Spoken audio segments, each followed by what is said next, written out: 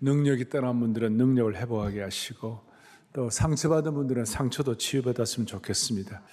오늘 로마서의 말씀을 마리아처럼 여러분 사모해가지고 마리아처럼 사모하는 영혼들에게 꼭 필요한 맞춤형 영혼의 만나를 주시기를 소망합니다.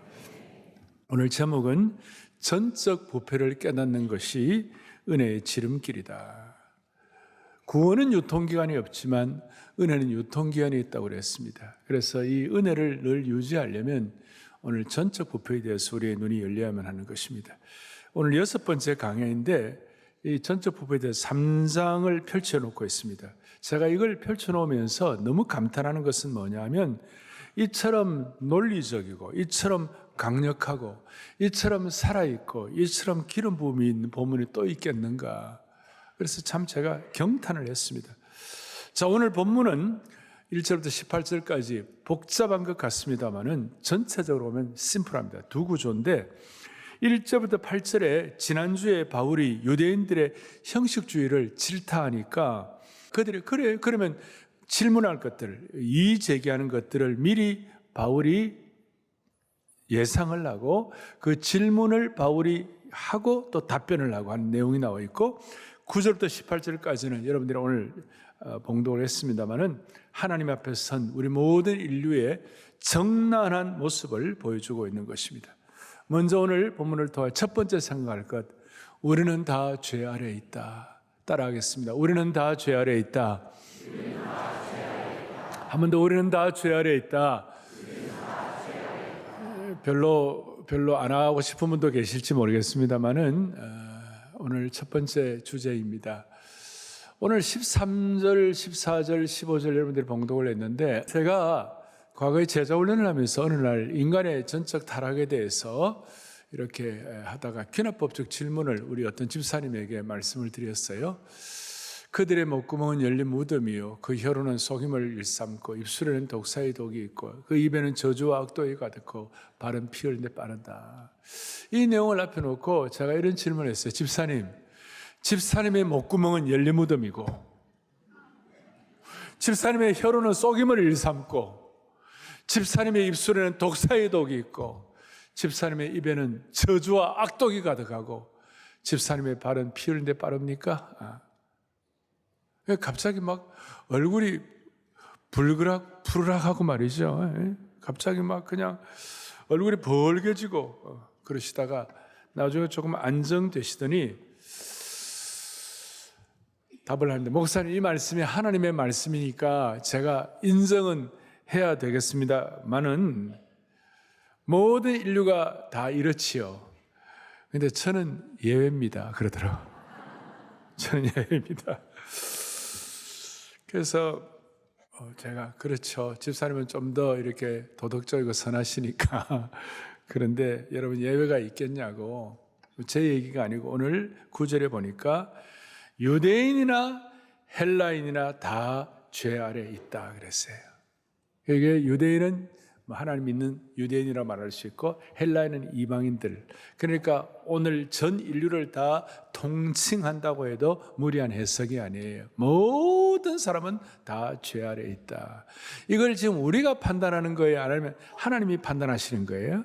하나님이 판단하시는 거예요. 인간끼리 뭐 부패하다 이게 아니라 하나님께서 우리가 다 전적으로 부패했다 이렇게 말씀하시는 거예요. 인류 전체가 다 포함되는 거예요. 그리고 이 13절부터 15절까지 아까 말씀한 대로 목구멍은 열린 무덤이고 그 다음 혀로는 속임을 일삼고 입술에는 독사의 독이 있고 그 입에는 저주악도. 이게 이제 점점 더 발성기관의 발전이에요. 그러니까 목구멍, 그 다음에 혀, 그 다음에 입술, 그 다음에 입 전체예요. 그리고 내면에서 외면으로 가는 것이고 그 발은 피 흘리는 데 빠르고 18절에 오면 뭐가 나오냐면 그들의 눈도 하나 두려워. 그러니까 온 머리부터 발끝까지 다 부패했다는 것이에요. 이게 잘 여러분들이 이해가 안 되면 전쟁터를 상상하면 돼요. 그 전쟁터의 살상과 그 모든 전쟁터의 저주와 그 참혹한 참상을 생각하면 이해가 갈 거예요. 그러니까 이걸 하나님이 판단하시는 거예요. 제가 이런 내용을 말씀을 드리면 비교적 선하고 착하게 살다 애쓰는 분들은 자신이 죄인이라는 사실을 받아들이기가 쉽지 않아요.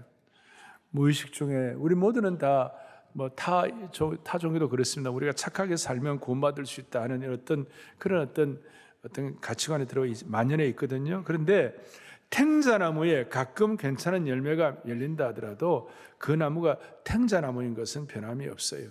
제가 예레미야 17장 어릴 때는 제가 이해가 안 갔어요. 만물보다 부패한 것이 마음이라. 이게 참 어릴 때는 이게 어떻게 이해가 안 갔어요. 누가 능히를 알리오마는 그랬죠. 하나님이 판단하시는 거예요. 그리고 예레미야보다 더 직접적으로 예수님은 외식하는 서기관들과 바리새인들을 지난주에도 회치나 모든 얘기했지만 23장 27절 뒤에 보면 뭐라고 하냐, 마태복음 그 안에는 겉으로는 아름답게 보이지만 사람의 그 안에는 다 같이요 죽은 사람의 뼈와 모든 더러운 것이 가득하도다. 겉으로는 서기관과 바리새인들이 아주 고상하고 도덕적으로 보이지만 인간의 본성은 외식하는 존재요. 그 속에는 부패하고 냄새나는 죽음 같은 죄성을 갖고 있다는 겁니다. 이 인간의 타락성에 대해서 성 어거스틴은 뭐라고 얘기하는가? 이렇게 얘기합니다.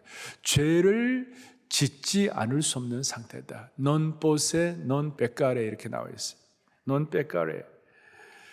이 말은 참된 선을 스스로 선택할 능력이 상실되었다. 비열하고 사악한 행동을 하는 사람이든 상대적으로 선해 보이는 사람이든 근본적으로 성품은 다 타락한 존재이다. 그래서 우리 요한 켈빈 선생께서는 뭐라고 얘기하는가? 그의 중요한 교리 가운데 인간은 전적으로 타락한 total depravity 이렇게 얘기하는 거예요. 우리는 전적으로 타락하기 때문에 한거할 수 없는 하나님의 은혜가 필요하다. irresistible grace라고 그랬어요.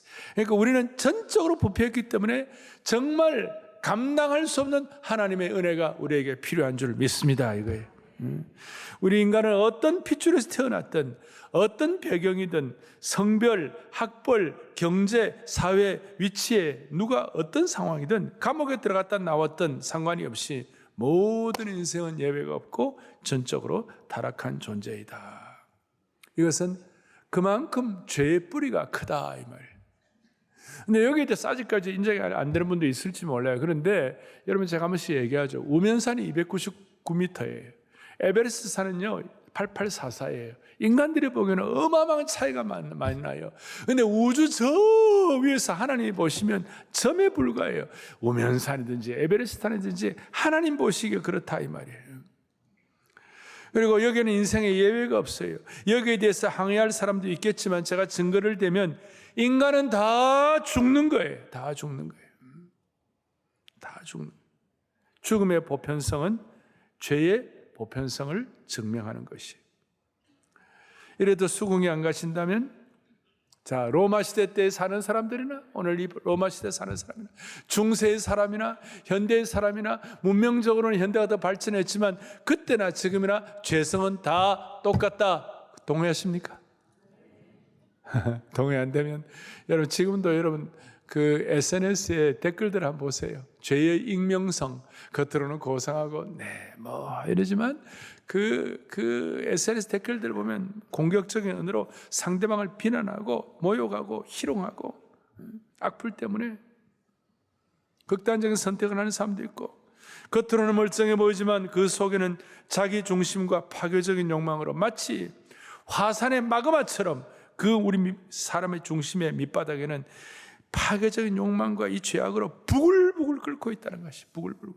드디어 18절에 그들의 눈 앞에 하나님을 두려워함이 없느니라. 결국 죄악의 뿌리가 죄성의 뿌리는 뭐냐? 하나님에 대한 두려움이 없기 때문에. 그래도 이것이 안 믿어지는 분들이에요. 그래서 첫 번째는 우리는 다 죄인인데 두 번째는 그래도 동의가 안 되는 분들에게 그래도 안 되는 분들에게 오늘 이제 1절부터 8절까지 이 내용을 여러분들에게 설명을 해드리겠는데 유대인들 입장에서는 이해가 안 되고 받아들일 수가 없는 거죠. 자기 나름대로 하나님 앞에 대단하게 산다고 하는 사람들인데 지금으로 말하면 신앙적으로 오래 신앙생활하고 나름대로 열심히 선하고 산다고 그러는데 다 전적으로 부패하다 그러면 그 이해가 잘 되겠습니까? 오늘 1절에 뭐라고 그러냐. 그런즉 유대인의 남이 뭐냐, 할례 유익이 뭐냐 그랬을 때 1절에 거기 있을 때 여러분, 자 2절 보겠습니다. 범사에 많으니 우선은 그들이 뭐예요? 하나님의 말씀을 맡았다. 요건 다 이해가 되시죠? 이해가 안 됩니까? 이건 다 이해가 되죠. 예를 들어 우리 같은 경우는 어릴 때부터 저처럼 주일학교를 좋은 데 나왔다 뭐 이런 거, 어릴 때부터 성경을 많이 읽었다 뭐 그런 거. 그리고 그런데 이들의 문제는 뭐냐면, 항상 유대인들의 특징이 뭐냐면 자기들의 의를 가지고 남들을 판별하는 거예요. 여러분 여기에 신앙생활을 잘하시고 오래 한 분들 가운데 우리에게 있는 속성 중에 우리가 갖고 있는 하나님의 하나님 주신 나름대로 이게 그걸 가지고 남들을, 자기를 판단해야 되는데 남들을 판단하는 거예요. 유대인들이 가졌던 이 독특한 자신의 스탠다드를 가지고 남들을 판단하는 것이 문제예요. 자, 1, 2절은 해결됐습니다. 3절에 보니까 두 번째 질문이 뭐냐? 바울이 이런 질문을 스스로 하고 답을 하고 이렇게 유대인들에게 지금 우리가 오늘 사는 우리가 이해하도록 말씀을 하고, 3절에 어떤 자들이 믿지 아니하였으면 어찌하리요? 그 믿지 아니함이 하나님의 미쁘심을 패하겠느냐? 이 말씀은 무슨 뜻인가 하면, 유대인들의 불신앙, 유대인들이 만약 믿는 사람이라고 하는 사람들이 믿지 않는 불신앙이 하나님의 언약을 무효할 수 있겠느냐? 그러니까 여러분, 하나님이 유대인들에게 말씀을 주셨잖아요. 우리에게 말씀을 주신 것처럼. 그리고 하나님의 언약도 주셨잖아요. 아브라함에게 축복의 근원이 되라 창세기 12장, 13장, 15장 주셨잖아요. 오늘 영적인 이스라엘 우리들에게 하나님의 언약의 말씀을 주셨잖아요. 그런데 우리가 만약에 그걸 믿지 않는다면, 그러면 하나님께서 갖고 계시는 그 하나님의 언약의 말씀을 패할 수 있겠느냐?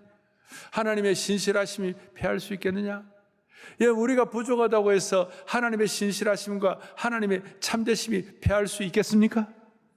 자, 우리가 부족하다고 해서 하나님의 미쁘심이라는 것은 하나님의 신실하심, 하나님의 참되심 뒤에도 나옵니다만, 하나님의 신실하심과 참되심이 패해 줄 수가 있겠습니까? 그러니까 4절에 뭐라고 그러냐? 바울이 대답하기를 그럴 수 없느니라. 사람은 다 거짓되지만 오직 하나님은 참되시다 할지어다. 자, 여기까지 이해가 되시죠? 그러면서 하나님의 참되심에 대해서, 하나님의 언약의 참되심에 대해서 4절 뒤에 기록된 바 주께서 말씀하실 때 의롭다 하심을 얻으시고 판단받을 때, 이 내용이 뭐냐면 시편 51편에 있는 내용을 가져왔는데, 이것은 다윗이 범죄하고 난 다음에 자기의 부족함이 있지만 그러나 하나님의 말씀은 그대로 진리로 이루어질 줄 믿습니다. 그게 다윗이 고백한 거예요. 그러니까 부패한 인생이라도 하나님의 말씀은 그대로 하나님의 심판은 그대로 유효한 줄로 믿습니다. 그거예요. 자, 여기까지는 나름 유대인들이 그럴싸하게 질문했는데 5절부터 8절까지가 문제예요. 5절의 질문을 이렇게 합니다. 자, 논쟁하기를 좋아하는, 이렇게 판단하고 비판하기를 좋아하는 유대인들의 특성상 이제부터는 희한한 궤변 같은 반론을 하는 거예요. 그게 뭐냐? 5절에 그러나 우리 불의가 하나님의 의를 드러나게 하면 무슨 말 하리요? 내가 사람의 말하는 대로 말하노니 진노를 내리시는 하나님이 불의하시냐? 자, 이게 무슨 말이냐면요, 나의 죄가, 우리의 불의, 나의 죄가 하나님의 의를 드러나게 한다는 거예요. 그러니까 내가 죄를 지을수록 하나님의 의가 더 드러나니까, 하나님의 의가 더 드러나는 하나님 편에서는 진노하는 것이 그게 불의하다 그 말이에요. 이해가 됩니까? 이야, 이게 궤변이에요, 이게. 그러니까 나의 죄가 하나님의 의로우심을 더 드러나게 했으면 하나님의 나를 심판하는 것이 불공평한 거 아닌가? 소위 적반하장의 논리와 궤변을 갖는 거예요. 여기에 대해서 바울이 뭐라고 얘기하느냐? 6절에 시작. 결코 그렇지 아니하리라. 만일 그리하면 하나님께서 어찌 세상을 심판하시리요. 아멘. 그러니까 하나님은 참 창조주이시고 참 하나님은 참 신이시기 때문에 하나님은 심판자로서 심판하는 것이 결코 불의한 것이 아니다. 이해가 됩니까? 자, 5절. 제가 더 자세한 걸 설명드려 시간 때문에 다 못한데, 이제 7절이 또 궤변 2예요. 뭐라고 궤변하느냐? 시작. 그러나 나의 거짓말로 하나님의 참되심이 더 풍성하여 그의 영광이 되었다면 어찌 내가 죄인처럼 심판을 받으리요? 응? 내가 거짓말을 하면 할수록 하나님의 참되심이 더 풍성해지니까 하나님의 영광이 더 드러나니까 내가 죄인처럼 심판받으면 안 된다는 것이. 이거 지금 앞에 있는 내용과 비슷한 궤변 2인데, 나의 거짓말 때문에 하나님의 참되심과 영광이 더 드러났다면 나는 심판이 아니라 칭찬받아야 하는 거 아닌가? 한마디로 빌런이야, 빌런. 죄의 합리화이고 난센스예요. 이런 내용이죠. 가룟 유다가 예수님 팔아먹었기 때문에 예수님께서 십자가에 달려 돌아가셨으니까 오히려 가룟 유다가 칭찬받아야 되는 거 아니냐? 그 다음에 요셉의 형들, 요셉들, 우리가 요셉을 팔아먹었으니까 요셉이 총리 대신 된 거 아닌가? 그러니 우리가 칭찬받아야 되는 거 아닌가? 우리나라로 말하면 김일성이가 침략해가지고 대한민국이 완전 파괴가 됐으니까 한국이 정신이 번쩍 나가지고 북한에 있는 성도들 내려오고 정신 번쩍 나가지고 한국이 발전한 거 아닌가? 그러면서 김일성의 침략에 대해서는 그걸 미워한다면 그건 말이 되는 거냐고. 이게 궤변의 참 하나의 예라 말할 수 있는 거예요. 그리고 심지어 이제 더 왜곡이 심해져가지고 8절에 또는 그러면 선을 이루기 위하여 악을 행하지 하지 않겠느냐.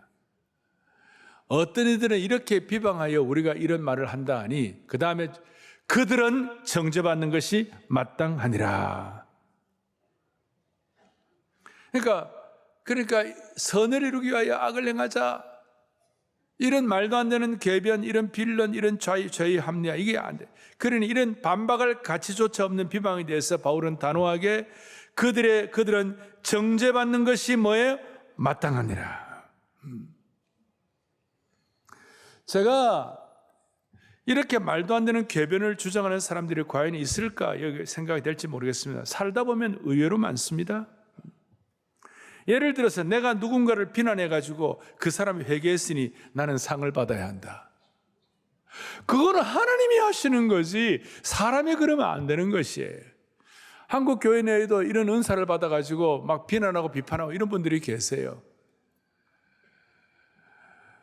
유대인들은 지금도 이런 성향이 그대로 나와 독특한 궤변을 하는 거예요. 그 중에 하나가 예를 들어서 사밧 엘리베이터에 지금도 예루살렘에 가면 주일날 토요일날 되면요 그 엘리베이터를 타는데 유대인들이 타는 엘리베이터하고 죄인들이 타는 엘리베이터가 따로 있어요.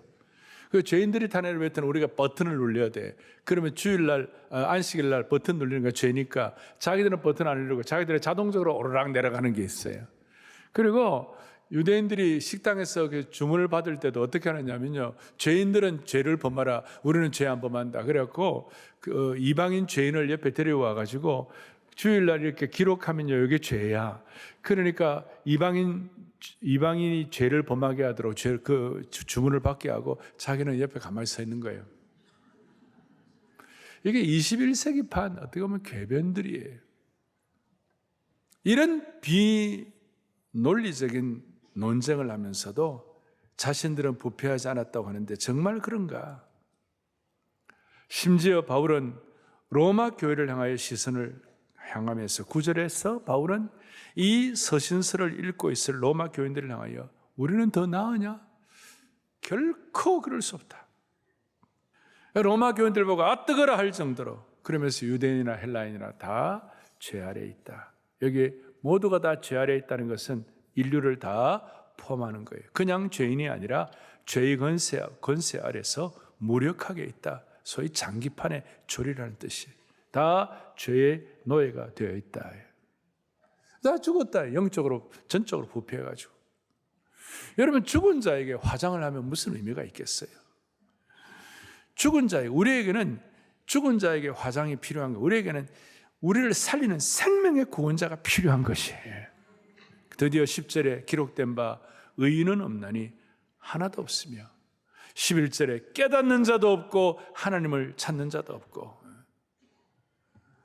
우리가 오늘 예배드리러 교회에 모이지만 정말 그분을 찾고 있는지 12절에 다 치우쳐 함께 모익하게 되고 선을 행하는 자는 하나도 없도다.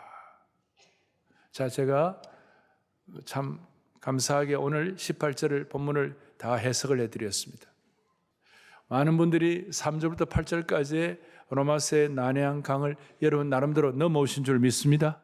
하나님이 보고 계시는 한 우리는 전적 부패한 인간인 줄로 믿습니다. 이걸 제가 이렇게 강조한 이유는 전적 부패를 진심으로 깨달아야 복음의 뿌리를 깊이 내릴 수 있고 은혜의 유통기한이 길어지는 것입니다. 다시 말씀드립니다. 구원은 유통기한이 없어요. 그리스도의 피로 우리가 구원받습니다.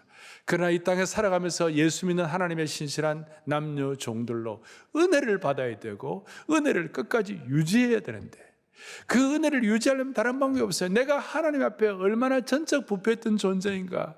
하나님의 은혜와 말씀의 능력과 치유가 없으면 나는 얼마나 타락할 수 있는 존재인가. 이걸 깊이 깨달아야 복음의 뿌리를 내릴 수 있고 은혜의 유통기한을 가질 수가 있는 것이에요. 이런 면에서 더 민감해지고 하나님의 은혜를 더 깊이 깨달을수록 이 진리가 뼈저리게 다가오기를 바라는 것이에요. 그러니까요, 바울 같은 경우는 이 말씀을 하면서 자기가 그렇게 적용을 한 거예요. 자기가 얼마나 하나님 앞에서 전적으로 부패한 존재인지. 오죽하면 바울은 믿음의 아들 디모데에게 디모데서 1장에 보니까 나는 죄인 중에 괴수다 그랬어요. 베드로도 주님의 어미하심 앞에 주님을 만나니까 주님 나는 죄인이니까 나를 떠나라고 그랬어요. 하나님의 찬란한 영광 앞에 잘 아시지만 이사야가 영화를 내려보니까 나는 망하게 되었도다. 나 망하게 되었도다. 하나님께 가까이 갈수록 자신이 얼마나 불의하고 자격이 없는지를 더 깊이 깨닫게 되는 것입니다. 그래서 오늘 뒤에 본문 23절에 보니까 모든 사람이 죄를 지어서 하나님의 영광에 이르지 못하더니. 아이작 와츠 같은 사람은 웬 말인가 날 위하여 얼마나 우리가 부패한 존재인지 이 벌레 같은 날 위하여 크네. 벌레 전적 부패했다. 십자가 앞에 서보니 내 얼굴 감히 못 들고 눈물 뿌릴 수밖에 없다. 내 지은 죄 다 지시고 못 받겠다. 내가 그 얼마나 전적으로 부패한 존재인지를 깨닫게 되니까 웬 은혜인가 그 사랑 크셔라. 그러니까 내 부패함이 더 깊이 깨달아질수록 하나님의 은혜에 대한 눈이 더 열리게 되는 것이고 그 은혜가 날마다 새로워지는 것이고 이것이 아침마다 새로워져야 되는 것이고 그러니까 그 은혜 유통기한이 길어지는 것이고 저도 저의 삶을 돌아보면 가만히 오늘 말씀 준비하면서 그렇지 나도 그랬지. 초등학교 5학년 때 저 시골에 가가지고 여러분의 성경학교 경북 의성이라는 곳에 가서 서동걸 전도사님이라고 조사님이라고 그 막 병 걸리셔가지고 막 그냥 피를 토하면서 십자가의 은혜를 대속을 가지고 하는데 초등학교 5학년이 뭘 얼마나 깨닫겠어요. 그런데 그걸 제가 깨닫고 시골에서 다시 부산에 저희 부친 방학 때 갔다 와가지고 한 달 내내 아버지 서재에서 웬 말인가 날 위하여 주 돌아가셨나. 이 벌레 같은 날 위에. 여러분 초등학교 5학년이 죄를 지었으면 얼마나 지었겠어요. 한 달 내내 눈물 흘려가면서. 아마 저는 저희 생애에 수많은 곡절이 있고 저도 부족함이 연약함이 많지만 아직까지도 저를 버티게 하는 것이 뭐냐면 이 벌레 같은 날 위에 큰 해 받으신 그분, 나의 죄성과 나의 연약함을 깊이 깨달은 그 은혜, 그것 때문에 웬일인가 웬 은혜인가 그 사랑 크셔라. 이것이 신앙적으로 버티게 하는 힘, 은혜의 유통기간을 계속 늘리게 하는 하나님의 특별한 섭리, 간섭, 축복. 보세요. 누가복음 18장에 오면 바리새인이 나옵니다. 바리새인은 자기는 전적 부패하지 않았다고 생각했습니다. 자기는 뭐 떳떳합니다. 자기는 금식하고 뭐 다 잘한다고 큰 소리 땅땅 칩니다.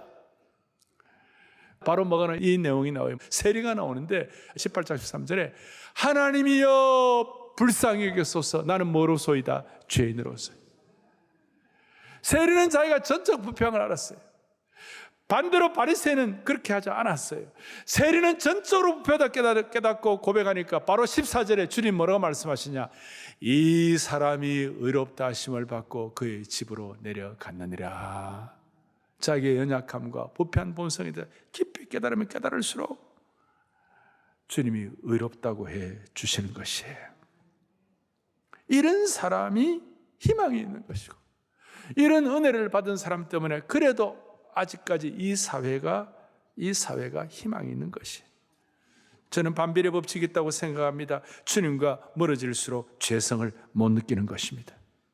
주님께 가까이 갈수록 죄로부터 더욱 멀리 떨어지게 되고, 주께 멀리 떨어질수록 죄를 가까이 하는 것이. 만약에 우리 인간이 조금 부패한 정도라면 예수님은 도덕적 스승 정도로 충분할 것입니다. 그러나 인간이 근본적으로 타락했다면 예수님이 우리의 구주가 되시는 것 외에는 다른 방법이 없는 줄로 믿습니다. 그래서 저는 죄를 깊이 아는 자만이 보혈의 깊이를 알고, 자기 의가 무너진 그 자리에 하나님의 은혜의 꽃이 가장 크게 피어나는 줄로 확신하는 것입니다. 사랑하는 형제자매 여러분, 오늘 이 사실을 인정하는 은혜가 있기를 바라는 것입니다. 우리의 죄성을 깊이 깨달을수록 구원의 진리가 더욱 와 닿는 줄 확신하기를 바랍니다. 여러분 가정에서 아무리 아끼고 사랑하고 아무리 이쁜 아이들도, 천사처럼 귀한 딸도 이런 면에서 죄성을 가졌기 때문에 세례받고 구원받아야 할 존재가 되는 것입니다. 그래서 역사상 죄를 많이 지은 사람들이, 자기의 부패성을 많이 깨달은 사람들이, 그런 사람들이 복음의 은혜를 더 깊이 인식을 했을 때 큰 은혜를 받고 하나님의 큰 일을 한 사람들이 많이 있습니다. 대표적으로 오늘 바울이 그렇습니다. 예수 믿는 사람들 살인면허증 가지고 다 때려 죽이고 말이죠.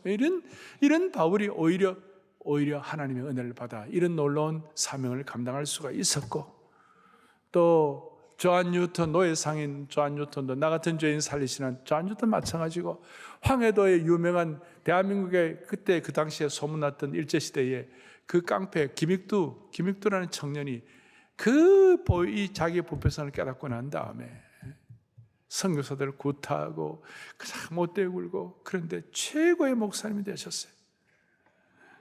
오늘 이 시간 우리의 마음속에 딱 결단을 해야 됩니다. 오늘 이 말씀은 우리에게 전적 부패했다가 알려주고 나서 끝나는 게 아니고, 부패한 죄성을 가진 우리가 정말로 구주가 되시는 그분밖에는, 피의 은혜밖에는 우리가 다른 길이 없다고 생각할 때에 우리에게는 은혜의 길, 유통기한이 없는 은혜의 길이 계속 이어질 줄로 믿는 것이에요. 그리고 이걸 깨달을수록 우리에게 남보고 뭐라고 할 에너지는 없고, 대신 희한하게도 영적인 에너지를 가지고 다른 사람에게 에너지도 주고 힘을 갖고 살아갈 수가 있는 것입니다. 그리고 이 은혜가 있을 때 은혜의 유통기한이 길어지고, 그 다음에 영적인 놀라운 창의력과 사명과 기도가 나올 수가 있는 것입니다. 자, 오늘 사도 바울은 죄인 중에 괴수라고 자기가 얘기를 하고, 이 부패성을 깨닫고 난 다음에 깨달으면 깨달을수록 하나님의 은혜가 너무 간절히 사모가 되니까, 이것이 아침마다 더 새로운 그 은혜가 더 사모하게 되니까 그의 마음속에 열정이 나오고 창의력이 나오고 사명이 나오고, 이렇게 해가지고 나중에 로마에 복음을 전하려고 가고 스페인까지 복음을 전하려고 하는 그런 선지적 사도성을 가지고, 비전과 창의성을 가지고 미완성의 사역을 향하여 불처럼 불타는 마음으로 달려간 거예요.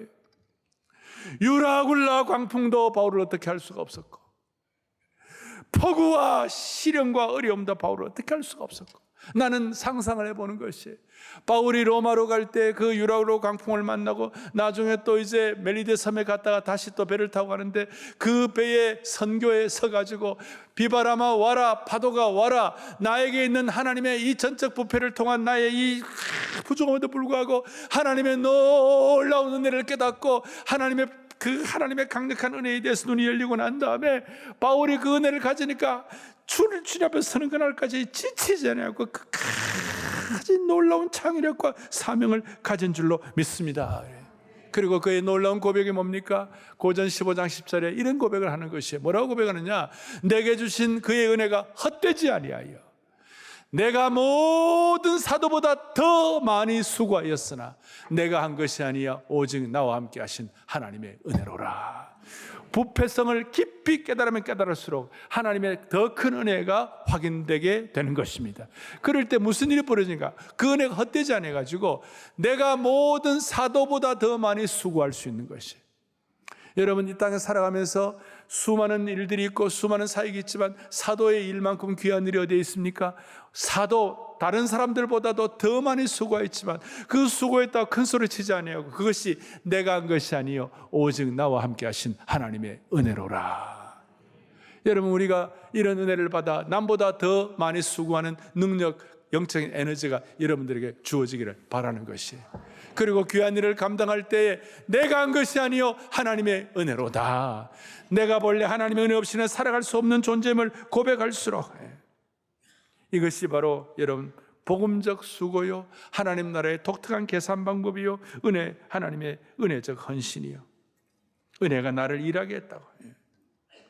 그리고 창의적으로 바울은 이런 은혜를 가진 하나님 그에게 크리에이티브 아이디어를 주시는데, 사역을 하려면 거점 전략을 제대로 해가지고 에베소에서, 그 다음에 고린도에서, 안디옥에서, 빌립보에서, 로마에서 거점을 가지고 제대로 사역을 해야 되겠다. 그래서 선지적 사도성이 선교적 창의성으로 나타났어요.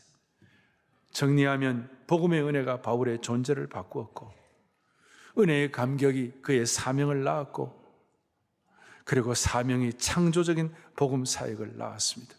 마찬가지로 자기의 부패성에 대해서 절실히 깨닫던 성 어거스틴은 기독교 사상을 완전히 체계화시켰고, 요한 세바스찬 바하는 은혜 받아가지고 예수 그리스도가 유일한 인류의 소망임을 선포했고, 마르틴 루터는 종교 개혁을 하게 된 것입니다.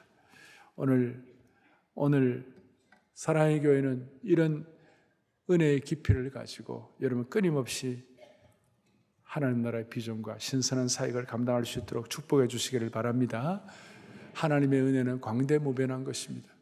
과학자들 가운데 예수 믿는 사람들이 여러 명 있지만 우주과학자들, 천문학자들 가운데 예수 믿는 비율이 일반 과학자들, 일반보다도 훨씬 더 높아요. 왜냐하면 저 광대무변한 저 은하수와 저 우주의 세계를 바라보면서 그 깊이 있게 영적인 눈을 열어볼 때에 살아계신 하나님의 놀라운 은혜와 섭리와 인도하심에 대해서 그냥 뭐라고 그럴까요? 마음이 막 그냥 와 닿는 거예요.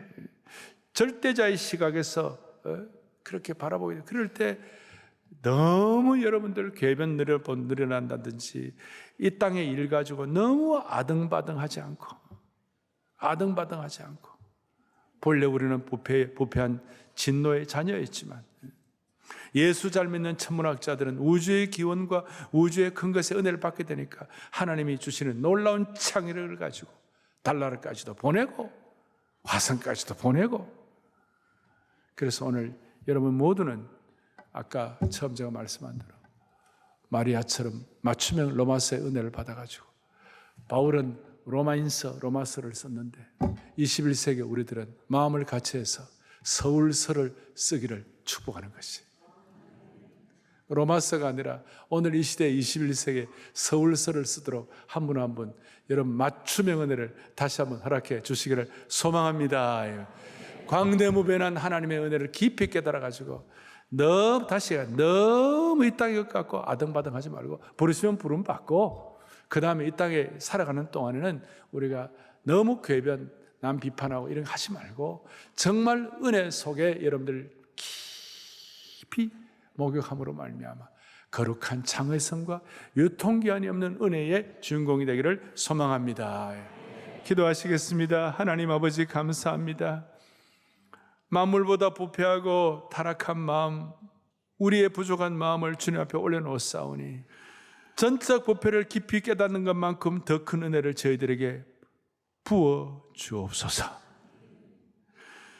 적반하장의 악한 혀로 속임을 일삼는 이런 전적 부패에 말려 안 되는 세상에서 우리 주님 앞에 더 깊이 가까이 나아가게 하시사 우리 모두가 다 은혜를 통하여 더 많은 수고를 하더라도 이것이 하나님의 은혜라고 고백하는 수준까지 올라가게 하여 주옵소서.